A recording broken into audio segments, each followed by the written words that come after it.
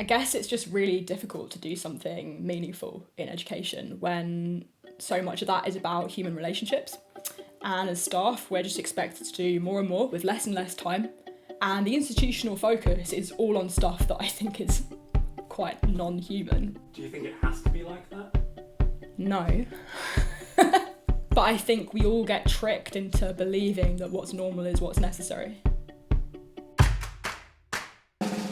So I teach on a social sciences undergrad programme that's actually quite new. We just launched it last year. There are a number of aspects to that programme that make it quite different to mainstream higher education. I think something that's unique about this degree is that students are co-creating the course.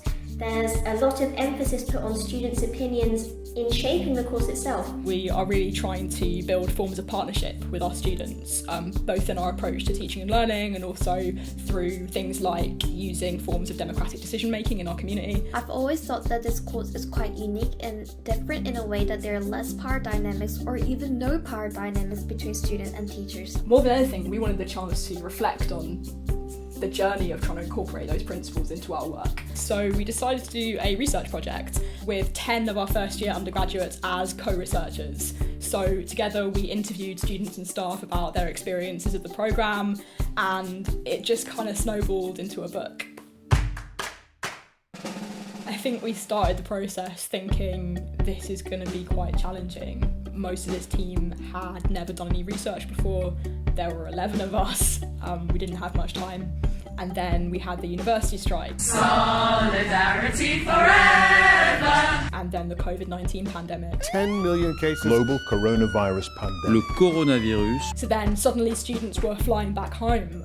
We were scattered all over the world in multiple countries. Due to pandemic, I had to write my section and communicate with the team in South Korea. I wrote half of my section in Athens during lockdown. Then the rest I wrote between London and Corfu.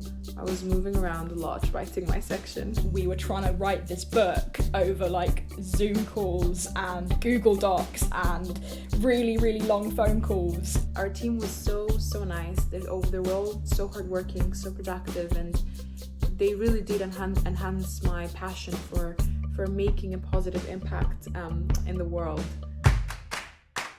The book almost has two halves to it in terms of the story it's telling. On the one hand, it's saying, let's focus on the things that are currently missing in our kind of marketised neoliberal education system and look at the human, put that back at the centre of the picture. But then let's also not just like take that for granted and assume it's simple. Let's actually break that down and see what are the challenges we've experienced. We're valuing relationships, we're valuing quality time spent together, but we're also being reflective and seeing, where can we improve in the future? It's not unique in this, but it is relatively unusual in being written by like first year undergraduates. Their voices and their experiences and perspectives on higher education form the backbone of the book's story. While writing my piece, I recalled the moments when I hesitated to speak up and was timid in discussion in spite of myself, which may have affected my learning. Being aware of the difficulty of raising voices and concerns against a dominant group, I hope this short piece of writing of mine can contribute to improving educational environments for students where all voices are heard and valued. For me, the best moments in reading are when I feel like I'm getting a window onto another world. And I hope we've managed to capture like a bit of our world, including all of its, less than beautiful components, right? A kind of honest window into our world that, I hope gives people some optimism about what we might be able to do in higher education going forwards.